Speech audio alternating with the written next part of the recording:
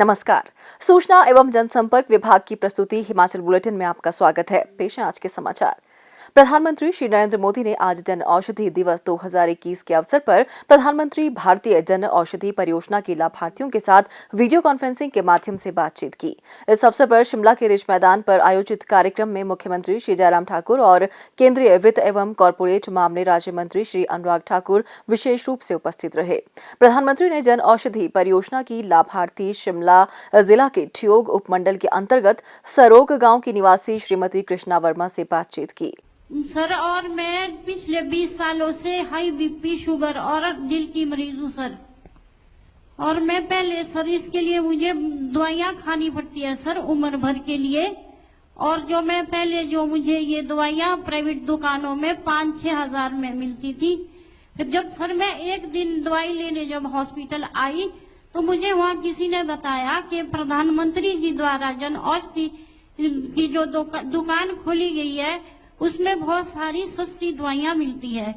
तब सर मैं जब वहाँ पे गई तो मुझे जो दवाइयाँ पहले 5-6 हजार पर एक महीने में देने पड़ते थे सर, और वो मुझे अब 1800 रुपए में मिल रही है। और अब मुझे जब आपकी मोदी जी की दुकान से जो दवाइयाँ मिलती है मेरे बहुत सारे पैसों की बचत हो रही है सर, और उससे मैं घर का खर्च भी चलाती हूँ और बुढ़ापे के लिए अपनी सेविंग भी करी हूँ। प्रधानमंत्री ने अपनी पुरानी यादें साझा करते हुए कहा कि हिमाचल प्रदेश का प्रत्येक परिवार देवदूत के समान है। हिमाचल वासियों का राष्ट्र की सेवा में सदैव ही सराहनीय योगदान रहा है। मुझे बहुत अच्छा लगा कि आप भी औरों को इस काम के लिए प्रेरित करती हैं। मोदी की दुकान पर लोगों को भेजती हैं। आप लोगों के पैसे बचेंगे तो अच्छे काम में आएंगे। और सरकार की कोशिश यही है कि दवाई के पीछे जो खर्च होता है, जो गरीब परिवार, मध्यम वर्ग के परिवार को उसके कारण बहुत तकलीफ हो जाती है, लेकिन आपने ये बात को ठीक से पकड़ा, लोगों को पहुंचाया। मेरी तरफ से आपके उत्तम स्वास्थ्य के लिए मैं प्रार्थना करता हूं। और ठियोग में तो बीमारी होनी ही नहीं चाहिए जी। ठियोग इतना बढ़िया जगह है, वहां बीमारी नहीं घुसनी चाहिए। चलिए, बहुत बहुत शुभकामनाएं आपको।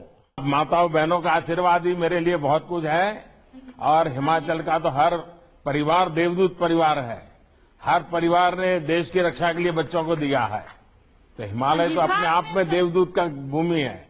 कार्यक्रम के उपरांत पत्रकारों से बातचीत करते हुए मुख्यमंत्री श्री जयराम ठाकुर ने कहा, आदरणीय प्रधानमंत्री जी ने जिस प्रकार से अपनी बात हम सबके सामने पूरे राष्ट्र के समक्ष रखी है, जन औषधि एक ऐसा एक माध्यम है जिसके माध्यम से गरीब आदमी जो बीमारी के कारण उम्मीद छोड़ जाता है जिंदगी की भी, जैसे कृष्णा जी ने यहाँ पर अपनी बात कही जो ठियोग से जिनके साथ आदरणीय प्रधानमंत्री जी का संवाद हुआ, कि बीमारी ऐसी लग जाती है जो जिंदगी भर जो है जिसका इलाज करना बहुत आवश्यक होता है। अगर इलाज नहीं किया, दवाई नहीं ली तो जिंदगी बचने की संभावना उसमें नहीं रहती।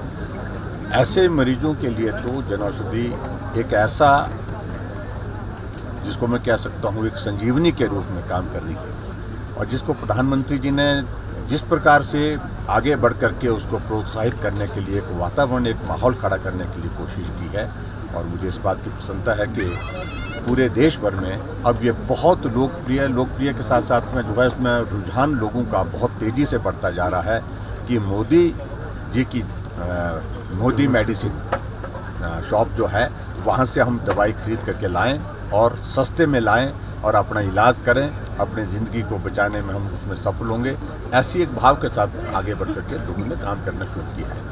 और मुझे इस बात की भी प्रसन्नता है कि हिमाचल प्रदेश में भी हमारा जो है वो जन औषधि को प्रोत्साहित करने के लिए सरकार के माध्यम से जो कार्यक्रम चल रहा है और उसमें और तेज़ी लाने की कोशिश करेंगे।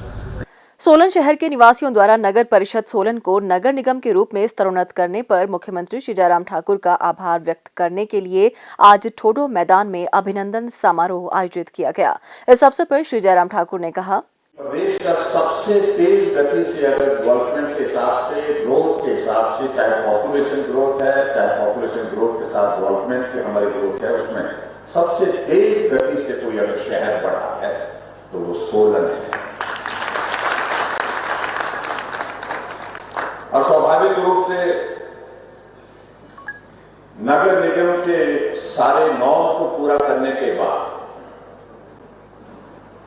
आपकी बार बार मांग करने के बावजूद भी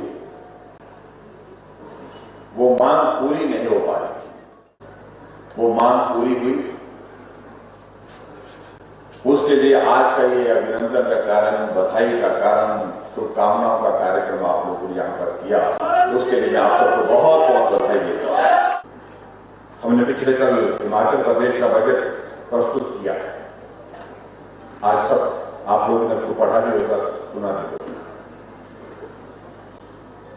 जहां हिमाचल प्रदेश में हमने पहले दिन से शुरुआत की है कि समाज के हर वर्ग के लिए हम काम कर सके, बेहतर ढंग से काम कर सके, सेवा के भाव के साथ काम कर सके, उस दृष्टि से हमने काम करने की कोशिश की। पहली कैबिनेट का निर्णय हमारी सरकार, हिमाचल प्रदेश में पहली कैबिनेट का निर्णय हमने बुजुर्गों के लिए समर्पित किया, जिन बुजुर्गों की वजह से हमने दुनिया को देखा, दुनिया को सीखा, समझा। हमने कहा पहला निर्णय उन बुजुर्गों के लिए समर्पित करना चाहिए। हमने 70 वर्ष की आयु से ऊपर सभी को आय से हमें छूट होकर पेंशन का प्रावधान किया। और उसके बाद और निर्णय लिया हमने एक निर्णय और किया, जिस निर्णय के अनुसार हमको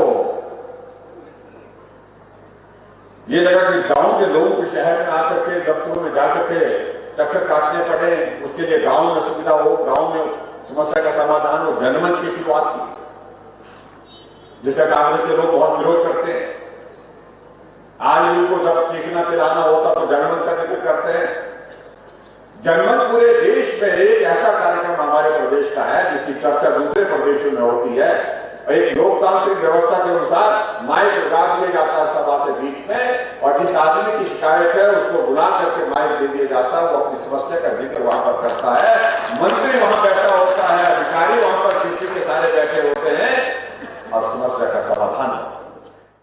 मुख्यमंत्री ने कहा कि सोलन शहर में नगर निगम के गठन से शहर का योजनाबद्ध और व्यवस्थित विकास सुनिश्चित होगा। इससे यहां का पुराना वैभव और महत्व भी बना रहेगा। मुख्यमंत्री ने कहा कि वर्तमान प्रदेश सरकार ने लोकतंत्र की सबसे निचली व महत्वपूर्ण इकाई के संस्थानों में लोगों की सक्रिय भागीदारी सुनिश्चित करने के लिए राज्य में 412 नई ग्राम पंचायतें, 7 नगर पंचायतें और 3 नगर निगमों का गठन किया है। मुख्यमंत्री ने कहा कि राज्य के लोग जनमंच, मुख्यमंत्री हेल्पलाइन 1100, सहारा योजना, गृहिणी सुविधा योजना, हिम केयर जैसी अनेक योजनाओं से अत्यधिक लाभान्वित हुए हैं।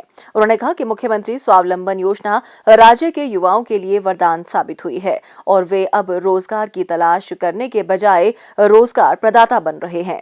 उन्होंने कहा कि गत दिवस प्रस्तुत राज्य के वार्षिक बजट में समाज के सभी वर्गों के कल्याण के लिए प्रावधान किए गए हैं। मुख्यमंत्री ने परिवहन नगर सोलन के लिए 2 करोड़ रुपए, सोलन में 3 नई पार्किंग के लिए 2 करोड़ रुपए और नगर निगम सोलन के लिए 17 वार्डों के योजनाबद्ध विकास के लिए 2 करोड़ रुपए की घोषणा की। उन्होंने कहा कि नागरिक अस्पताल सोलन में सिटी स्कैन और डिजिटल एक्सरे संयंत्र स्थापित किया जाएगा। सोलन और कंडाघाट अस्पतालों में डॉक्टरों के पर्याप्त पद भरे जाएंगे। उन्होंने कहा कि कंडाघाट स्टेडियम और इंडोर स्टेडियम सोलन का कार्य शीघ्र ही आरंभ कर दिया जाएगा। पुराने बस अड्डे के समीप पर्याप्त पार्किंग की व्यवस्था की जाएगी। मुख्यमंत्री ने सोलन विधानसभा क्षेत्र में लगभग 34 करोड़ रुपए की विभिन्न विकासात्मक परियोजनाओं के लोकार्पण और शिलान्यास किए। मुख्यमंत्री ने स्वास्थ्य में सहभागिता योजना के अंतर्गत साई संजीवनी सुपर स्पेशलिटी अस्पताल सोलन का लोकार्पण भी किया। जोगिंद्रा बैंक के प्रबंधन की ओर से जोगिंद्रा केंद्रीय सहकारी बैंक के अध्यक्ष श्री योगेश भारती ने मुख्यमंत्री राहत कोष के लिए 2,56,000 रुपए का चेक मुख्यमंत्री को भेंट किया। मुख्यमंत्री श्री जयराम ठाकुर ने आज सोलन के निकट मानव मंदिर कोठो में integrated muscular dystrophy rehabilitation centre में निजी वार्ड का लोकार्पण किया। इस अवसर पर मुख्यमंत्री ने कहा कि यह संस्थान मस्कुलर डिस्ट्रॉफी से ग्रसित हर व्यक्ति तक पहुंचने के साथ साथ लोगों को मस्कुलर डिस्ट्रॉफी के बारे में जागरूक करने में महत्वपूर्ण भूमिका निभा रहा है। मुख्यमंत्री ने कहा कि निस्वार्थ भाव से मानवता की सेवा में कार्यरत यह संस्थान प्रभावित व्यक्तियों के उपचार के लिए वैज्ञानिक अनुसंधान और बेहतर उपचार की सुविधाएं स्थापित करने के लिए भी कार्यशील है। मुख्यमंत्री श्री जयराम ठाकुर ने गत दिवस हिमाचल प्रदेश विधानसभा सदन में वित्त वर्ष 2021-22 के लिए प्रस्तुत बजट अनुमान में रोजगार सृजन के लिए अनेक महत्वाकांक्षी प्रस्ताव किए हैं। पेश है एक रिपोर्ट। बजट से आएगी नौकरी की बहार। हिमाचल प्रदेश के युवाओं के लिए बढ़ेंगे रोजगार के मौके। मुख्यमंत्री जयराम ठाकुर ने वित्त वर्ष 2021-22 का बजट पेश करते हुए रोजगार सृजन से जुड़े कई प्रस्ताव सदन में रखे। आगामी वित्त वर्ष में सरकार विभिन्न विभागों में 30,000 से अधिक पदों पर नियुक्तियां करेगी। इनमें स्वास्थ्य विभाग में विभिन्न श्रेणियों के 4,000 पद, शिक्षा विभाग में शिक्षकों के 4,000 पद तथा 8,000 मल्टीटास्क पार्ट टाइम वर्कर, लोक निर्माण विभाग में 5,000 मल्टीटास्क वर्कर, जल शक्ति विभाग में 4,000 पैराफिटर, पंप ऑपरेटर और मल्टीटास्क वर्कर के पद भरने का प्रावधान किया है। इसके अलावा सरकार ने विभिन्न विभागों में खाली पदों को भरने का भी प्रावधान किया है। इनमें पुलिसकर्मी, बिजली बोर्ड के तकनीकी पद, HRTC में ड्राइवर एवं कंडक्टर, कनिष्ठ अभियंता, सहायक अभियंता, राजस्व विभाग के कर्मी, पशुपालन विभाग के डॉक्टर व कर्मी, शहरी निकायों के लिए स्टाफ, पंचायतों के तकनीकी सहायक और ग्राम रोजगार सहायक आदि शामिल हैं। स्वरोजगार को बढ़ावा। मुख्यमंत्री स्वावलंबन योजना का विस्तार करते हुए बजट में 100 करोड़ रुपए की राशि का प्रस्ताव पेश किया है। इतना ही नहीं, रोजगार मेलों व कैंपस साक्षात्कारों के माध्यम से 7,000 बेरोजगारों को निजी उद्योग में रोजगार का प्रस्ताव भी रखा है। इसके अलावा building construction worker welfare board के माध्यम से कामगारों को और सहायता दी जाएगी। कौशल विकास भत्ता व औद्योगिक कौशल विकास भत्ता योजना 2018 के अंतर्गत ऑनलाइन पंजीकरण करके भी रोजगार सृजन में कारगर उपाय किए जाएंगे। स्वास्थ्य एवं परिवार कल्याण विभाग द्वारा दोपहर 2 बजे जारी बुलेटिन के अनुसार प्रदेश में कोरोना संक्रमण की जांच के लिए आज 1,450 लोगों के सैंपल लिए गए, जिनमें से 102 लोगों की रिपोर्ट नेगेटिव पाई गई है, जबकि 1,348 लोगों की रिपोर्ट आना बाकी है। अभी तक 11,30,697 लोगों की जांच की जा चुकी है, जिनमें से 10,69,924 सैंपल की जांच नेगेटिव पाई गई है। प्रदेश में कुल 59,065 लोगों में कोरोना वायरस के संक्रमण की पुष्टि हुई है, जिनमें से 57,507 लोग इस बीमारी से ठीक हो चुके हैं और 561 व्यक्ति उपचाराधीन हैं। हिमाचल बुलेटिन देखने के लिए सब्सक्राइब करें YouTube channel DPR Himachal, follow करें ट्विटर @DPRHP, लाइक करें Facebook page information and public relations department Himachal Pradesh, visit करें वेबसाइट www.himachalpr.gov.in। इस अंक में इतना ही, कल फिर होगी मुलाकात। दीजिए इजाजत, नमस्कार।